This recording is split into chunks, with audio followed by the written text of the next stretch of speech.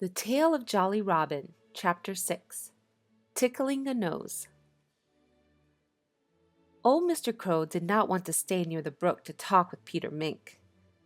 Calling to Jolly Robin to follow him, he flapped his way to the edge of the woods and sat in a tree overlooking the pasture. "Here comes Tommy Fox," Mr. Crow exclaimed. "We ought to have some fun with him. So when it's time for you to laugh for me, don't forget to laugh loudly." "I'll remember," Jolly promised him.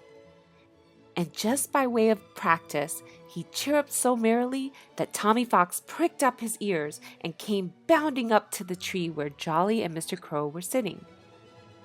"Good morning," Mr. Crow cried to Tommy. "Is that a hen's feather that's stuck behind your ear?" he asked very solemnly. "No," said Tommy Fox. "It's a crow's, and I certainly had a fine breakfast." Now Jolly Robin wasn't quite sure whether he ought to laugh or not, and then Tommy winked at him. So Jolly thought there must be a joke somewhere, and he began to chirrup as loudly as he could. "For pity's sake, keep still!" old Mr. Crow snapped. "But you wanted me to laugh louder," Jolly reminded him. "Yes," said Mr. Crow, "when there's anything to laugh at."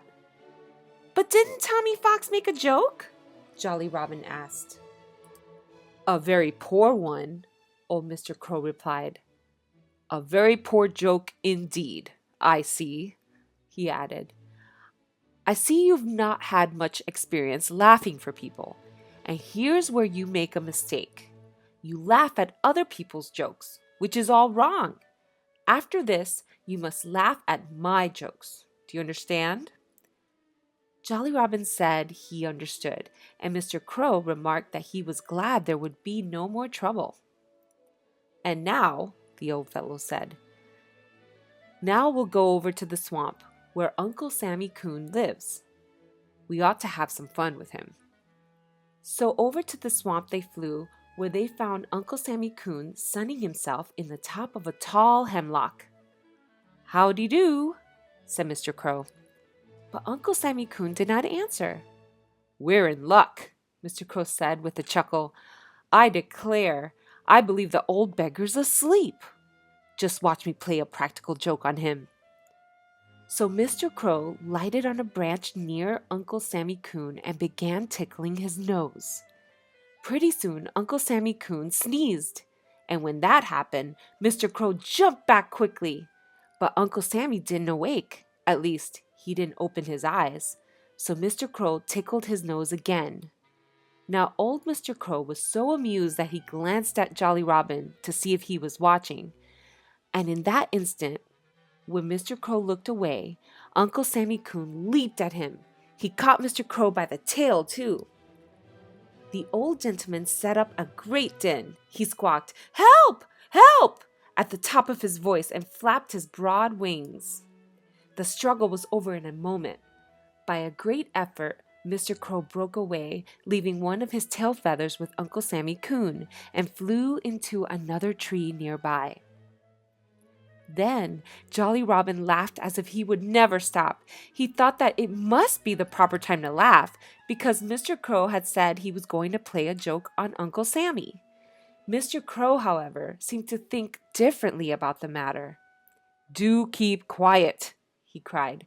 "There's nothing to laugh at, so far as I can see."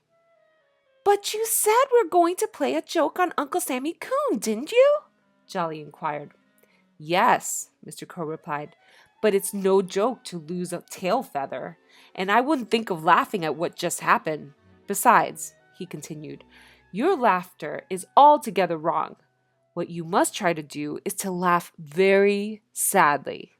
In fact," he added, "I wouldn't mind if you shed a few tears, because I feel quite upset over this unfortunate accident." Well, Jolly Robin saw at once that it was impossible for him to please Mr. Crow. "My laughter," he said, "is always merry. I couldn't laugh sadly, no matter how hard I might try. And as for shedding tears, I couldn't weep for you even if you lost all your tail feathers, Mr. Crow." "Then you may leave at once," Mr. Crow cried. just as if Farmer Green's pasture belonged to him. "Yes," Jolly Robin answered, "I may. And then again, I may not."